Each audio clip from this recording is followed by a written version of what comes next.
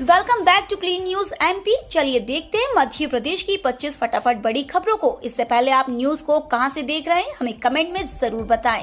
साथ ही वीडियो को लाइक करना बिल्कुल ना भूलें। शहर में 5 और ग्रामीण क्षेत्र में 15 मिनट में सहायता के लिए पहुंचेगी डायल 100। प्रदेश के शहरी क्षेत्रों में फोन करने के 5 मिनट में सहायता के लिए पुलिस पहुंच जाएगी। वहीं ग्रामीण क्षेत्र में 15 मिनट में सुविधा मिल जाएगी। अभी शहर में 10 मिनट और ग्रामीण क्षेत्र में 30 मिनट का समय तय है। शहरों में सफारी की जगह इनोवा और गांवों में बोलेरो वाहन डायल 100 में लगाए जाएंगे। वाहनों की संख्या 1000 से बढ़ाकर 2000 की जाएगी। प्रदेश में डायल 100 के दूसरे चरण की सेवा शुरू होने के साथ ही यह सुविधा शुरू होगी। इस सेवा के संचालन के लिए निविदा प्रक्रिया चल रही है। नवंबर में इसके पूरे होने की उम्मीद है। दिसंबर या जनवरी से नई कंपनी काम संभाल सकती है।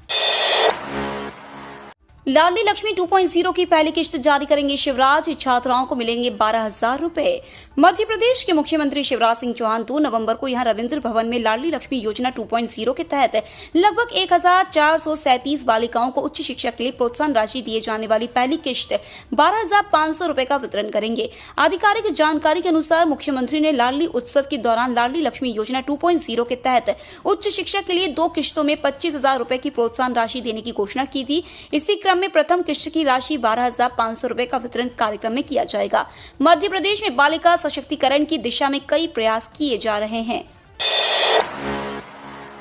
पेपरलेस बिजली बिल की व्यवस्था से बड़ी परेशानी, आखिरी तारीख पर पहुंच रहे बिल के मैसेज। पश्चिम क्षेत्र विद्युत वितरण कंपनी ने अक्टूबर माह से इंदौर शहर के सभी जोनों पर पेपरलेस बिजली बिल की व्यवस्था पूरी तरह लागू कर दी है। बीते कुछ महीनों से अलग अलग जोनों पर इसे प्रायोगिक तौर पर शुरू किया गया था। व्यवस्था लागू होने के बाद अब उपभोक्ता परेशान दिख रहे हैं। पुरानी व्यवस्था में समय पर बिल नहीं दे पाने वाली कंपनी अब उपभोक्ताओं के मोबाइल पर भी समय पर बिल भेजने में विफल साबित हो रहे हैं। उपभोक्ताओं ने शिकायत की है कि सितंबर माह की खपत के लिए जमा करने की अंतिम तारीख 22 अक्टूबर थी। इसी दिन उपभोक्ताओं के मोबाइल पर एसएमएस पहुंचे कि आपका बिल जनरेट हुआ है। 24 घंटे खुलने लगा एयरपोर्ट। विमानों की नाइट पार्किंग 11 से बढ़कर 26 होगी। इंदौर का देवी अहिल्याबाई होलकर इंटरनेशनल एयरपोर्ट एक बार फिर 24 घंटे खुल गया है। यहां से नई फ्लाइट्स भी शुरू हो सकती हैं। डायरेक्ट फ्लाइट शुरू होने से एमपी की दूसरे बड़े राज्यों से कनेक्टिविटी बढ़ेगी।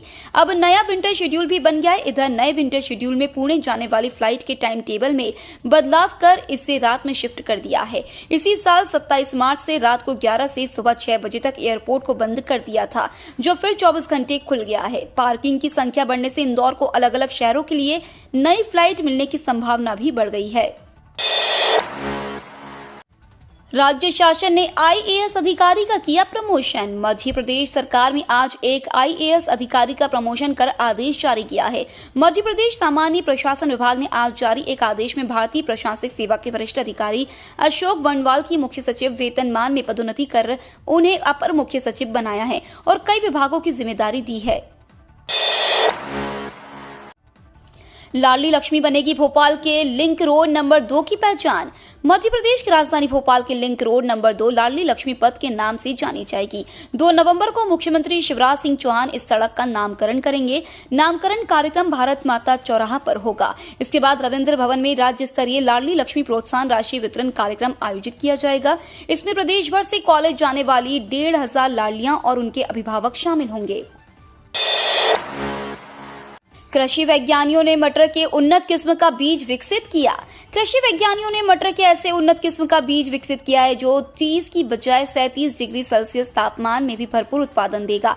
यही नहीं, स्टोर कर रख देने पर भी इस मटर का रंग हरा रहेगा और स्वाद ताजा मटर जैसा ही होगा। वैज्ञानिकों ने इस प्रजाति की पैदावार अन्य मटर के मुकाबले 30% अधिक होने का दावा किया है। नशा मुक्ति अभियान से उमा भारती संतुष्ट नहीं। प्रदेश में चलाए जा रहे नशा मुक्ति अभियान से पूर्व केंद्रीय मंत्री उमा भारती संतुष्ट नहीं हैं। छतरपुर प्रवास के दौरान उन्होंने कहा कि इस तरह के अभियान से स्वयं मुख्यमंत्री भी संतुष्ट नहीं होंगे और वो इसमें सुधार करेंगे। पूर्व केंद्रीय मंत्री उमा भारती वर्ष 2002 में चंद्रनगर के पास उनके काफिले पर हमले के केस में गवाही देने सोमवार को छतरपुर न्यायालय आई थी। सर्किट हाउस में पत्रकारों से चर्चा करते हुए कहा कि वर्तमान आबकारी नीति में खामियां हैं।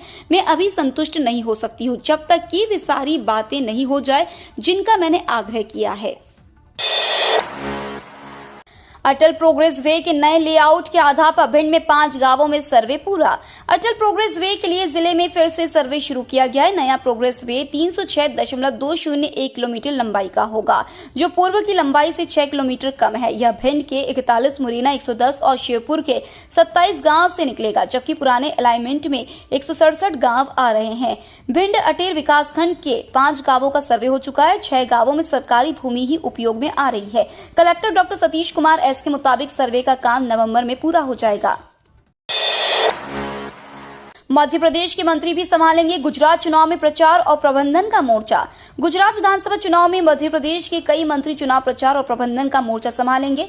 मुख्यमंत्री शिवराज सिंह चौहान और केंद्रीय मंत्री ज्योतिरादित्य सिंधिया को भी पार्टी चुनाव प्रचार के लिए उतारेगी। इसके अलावा गृह मंत्री नरोत्तम मिश्रा, चिकित्सा शिक्षा मंत्री विश्वास सारंग सहित मालवा अंचल के सभी मंत्रियों को गुजरात में कुछ विधानसभा क्षेत्र या जिलों की जिम्मेदारी दी जा रही है। 13 दिन मध्य प्रदेश में रहेगी राहुल गांधी की भारत जोड़ो यात्रा।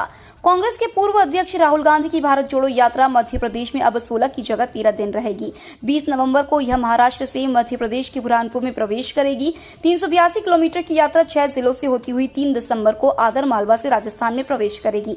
इसके पहले उज्जैन में राहुल गांधी भगवान महाकाल का दर्शन करने के बाद सभा को संबोधित करेंगे। इंदौर में उनकी पत्रकार वार्ता होगी। मध्य प्रदेश के इस गांव में लगेगा स्वच्छता टैक्स। हर महीने निवासियों को देने होंगे 10 रुपए। स्वच्छ गांव को लेकर यहां की एक ग्राम पंचायत ने कमर कसी है। पंचायत ने स्वच्छता टैक्स लेने का निर्णय लिया है। इसे आगामी दिनों में लागू भी कर दिया जाएगा। ऐसा करने वाली बड़ा ईटमा प्रदेश की पहली पंचायत भी बन गई है। जानकारी के मुताबिक जिले के रामनगर ब्लॉक में आने वाले बड़ा ईटमा पंचायत की महिला सरपंच ने गाँव में स्वच्छता कर लागू करने का प्रस्ताव पारित किया है। यह प्रस्ताव ग्राम सभा में पारित किया गया है। पंचायत का दावा है कि यह प्रस्ताव ग्रामीणों की आम सहमति से पारित किया गया है। ग्राम सभा के दौरान पारित स्वच्छता कर के लिए मासिक 10 रुपए का निर्धारण किया गया है। सोना और चांदी की कीमतों में इस सप्ताह तेजी के आसार नहीं। धनतेरस और पुष्य नक्षत्र की जोरदार बिक्री के बाद सराफा बाजार के लिए कुल 31 अक्टूबर से नया कारोबारी सप्ताह शुरू हो गया है। इससे पहले कारोबारी सप्ताह में कीमती धातुओं की कीमतों में बढ़त की उम्मीद नहीं की जा रही है। सोमवार को सोने में 51,500 से 51,600 रुपए प्रति 10 ग्राम के भाव पर कारोबार शुरू हुआ। इसी तरह चांदी में भी 58,200 रुपए प्रति किलो पर कारोबार की शुरुआत हुई। सरकारी योजना में पैसा जमा करने वालों की बल्ले बल्ले। अगर आप भी भविष्य के लिए सरकारी योजनाओं में निवेश करने में यकीन करते हैं तो यह खबर आपको जरूर खुश कर देगी। सरकार की तरफ से पिछले दिनों किसान विकास पत्र समेत कुछ सरकारी योजनाओं पर ब्याज दर में इजाफा किया गया है। ब्याज बढ़ने से अब पहले से जल्दी आपका निवेश डबल हो सकेगा। आरबीआई के द्वारा जारी किया गया नया नियम। आरबीआई ने क्रेडिट कार्ड यूपीआई के संबंध में एक नया नियम जारी किया है। इस नियम के मुताबिक अगर आप क्रेडिट कार्ड और यूपीआई के माध्यम से 20,000 रुपए का लेन देन करते हैं तो आपको उसके ऊपर कोई भी फीस देने की जरूरत नहीं है। केंद्रीय कर्मचारियों का दिल होगा गार्डन गार्डन। 9,000 रुपए बढ़ेगी बेसिक सैलरी। केंद्रीय कर्मचारियों के लिए हर साल 2 बार महंगाई भत्ते में इजाफा होता है, लेकिन ये इजाफा कितना होगा ये महंगाई के क्रम पर निर्भर करता है। दुनिया के कई देश इस वक्त महंगाई से जूझ रहे हैं। भारत में भी महंगाई का क्रम तेजी से ऊपर की तरफ बढ़ता दिख रहा है। देश का सेंट्रल बैंक भी आशंका जता चुका है कि महंगाई काबू में नहीं है। आने वाले दिनों में महंगाई के तेजी पकड़ने के आसार है। यही वजह है कि आरबीआई अपनी मौद्रिक नीति को समय से पहले नवम्बर में करने जा रहा है। बढ़ती महंगाई भले ही देश के लिए अच्छी नहीं है, लेकिन महंगाई के अनुपात में केंद्रीय कर्मचारियों को मिलने वाले भत्ते में इजाफा होना तय है। कर्मचारियों के लिए जरूरी खबर। ईपीएफ पेंशन मामले पर ताजा अपडेट। कर्मचारियों पेंशनरों के लिए अच्छी खबर है। पेंशन तय करने के मामले में कर्मचारी भविष्य निधि संगठन की अपील पर सुप्रीम कोर्ट 8 नवंबर को फैसला सुना सकता है। इसमें कर्मचारी पेंशन योजना 2014 को रद्द कर दिया था। दरअसल प्रधान न्यायाधीश यूयू ललित 8 नवंबर को सेवानिवृत्त हो रहे हैं। ऐसे में संभावना जताई जा रही है कि रिटायरमेंट से पहले वे पेंशन तय करने वाले मामले पर फैसला सुना सकते हैं। ईपीएफओ ने सुप्रीम कोर्ट में अपील दाखिल कर Kerala high court, Delhi high court और राजस्थान हाई कोर्ट के फैसलों को चुनौती दी है। इन तीनों ही हाई कोर्ट ने कर्मचारी पेंशन योजना 2014 को रद्द कर दिया था। मध्य प्रदेश में सर्द हवाएं चलने से लुढ़कने लगा रात का तापमान। सर्द हवाएं चलने से मध्य प्रदेश के कुछ शहरों में रात का तापमान कम होने लगा है। मौसम वैज्ञानिकों के मुताबिक उत्तरी हवाएं चलने के कारण न्यूनतम तापमान में कमी आने लगी है। वर्तमान में एक पश्चिमी विक्षोभ पाकिस्तान और उसके आसपास बना हुआ है। 3 नवंबर को एक अन्य पश्चिमी विक्षोभ के उत्तर भारत में पहुंचने की संभावना है। SBI, HDFC और ICICI बैंक के ग्राहकों के लिए जरूरी खबर। बैंक ग्राहकों के लिए बड़ी खबर है। अगर आप भी बैंक से लोन ले रखे हैं या फिर लेने की प्लानिंग कर रहे हैं तो आपके लिए खुशखबरी है। दरअसल केंद्रीय वित्त मंत्री निर्मला सीतारमण ने बैंकिंग सिस्टम के लिए कुछ खास निर्देश दिए हैं। वित्त मंत्री ने ग्राहकों के हित को ध्यान में रखते हुए उनकी जरूरतों के हिसाब से बैंक को यह आदेश दिया कि वे बैंकिंग सिस्टम को और सिंपल बनाए ताकि ग्राहक बैंक से ज्यादा जुड़ सके। वित्त मंत्री ने कहा है कि बैंकों को ग्राहकों की सुविधाओं पर और ध्यान देने की जरूरत है ताकि लोन लेने वालों के लिए इसकी प्रक्रिया आसान बन सके। इंटरसिटी से सफर करने वालों के लिए रेल मंत्री का बड़ा ऐलान। रेलवे की तरफ से यात्रियों की सहूलियत को ध्यान में रखते हुए लगातार बदलाव किए जा रहे हैं। इस बार रेलवे की प्लानिंग शताब्दी, जनशताब्दी और इंटरसिटी ट्रेनों को वंदे भारत ट्रेन से रिप्लेस करने की है। आपकी जानकारी के लिए बता दें, इन ट्रेनों में प्रतिदिन लाखों यात्री सफर करते हैं। यात्रियों की सुविधाओं को ध्यान में रखते हुए रेलवे इन तीनों ही ट्रेनों को semi high speed train Vande Bharat से रिप्लेस करने की तैयारी में है।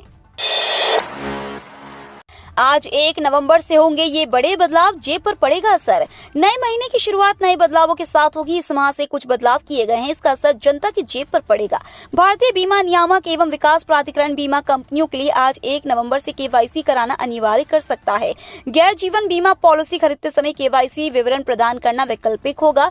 अगर आप बीमा दावा करते समय KYC डॉक्यूमेंट्स जमा नहीं करते हैं तो आपका क्लेम खारिज किया जा सकता है। इंटरव्यू पैनल के इंतजाम में बैकलॉग और नियमित शिक्षकों की भर्तियां अटकी। देवी अहिल्या विश्वविद्यालय में बैकलॉग और नियमित व स्ववित्त शिक्षकों के खाली पड़े पद भरे जाना है, मगर नियुक्तियों की प्रक्रिया इंटरव्यू पैनल की वजह से अटकी है, जो राजभवन से आना बाकी है। इसके चलते साल भर से विश्वविद्यालय में नौकरी की आस लगाए बैठे उम्मीदवार इंतजार करने में लगे हैं।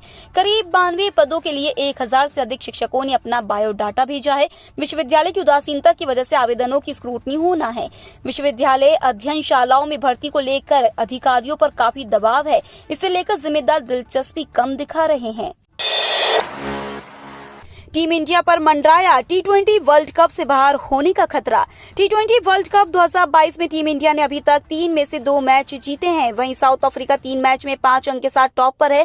टीम इंडिया अपने चौथे मुकाबले में बांग्लादेश का सामना करेगी, लेकिन इस मैच में बारिश खलल डाल सकती है। रिपोर्ट के मुताबिक भारत के मैच के दिन एडिलेड में 60% बारिश की संभावना है। वहीं पूरे दिन मैदान काले बादलों से ढका रहेगा। अगर ये मैच बारिश के चलते नहीं खेला जाता है तो सेमीफाइनल की रेस में टीम इंडिया पिछड़ सकती है। पीएम मोदी बोले, दुश्मन देश की एकता को तोड़ने की कर रहे कोशिशें, मिलकर करना होगा सामना। प्रधानमंत्री नरेंद्र मोदी ने सोमवार को कहा कि दुश्मनों को भारत की एकता खटकती रही है, इसलिए वे इसे तोड़ने की कोशिश कर रहे हैं। देश को ऐसी कोशिशों के खिलाफ मजबूती से खड़ा होना चाहिए। पीएम मोदी गुजरात के केवड़िया में स्टैच्यू ऑफ यूनिटी में भारत के पहले गृह मंत्री सरदार वल्लभ भाई पटेल की जयंती पर उन्हें श्रद्धांजलि देने के बाद समारोह को संबोधित कर रहे थे। किसानों के खाते में इस दिन आएगी 13वीं किश्त। पीएम किसान योजना की 12वीं किश्त के बाद किसानों को 13वीं किश्त के बारे में जानने की काफी उत्सुक है। तो बता दें कि किसानों को इस योजना की 13वीं किश्त फरवरी 2023 को जारी की जा सकती है, क्योंकि पिछले साल इस योजना की किश्त इसी माह में जारी की गई थी। सामान्यतः पीएम किसान योजना की पहली किश्त 1 अप्रैल से 31 जुलाई के बीच में दी जाती है। ये तो थी आज की 25 फटाफट बड़ी खबरें। अगर आपको न्यूज पसंद आई हो तो चैनल को सब्सक्राइब करना ना भूले। धन्यवाद।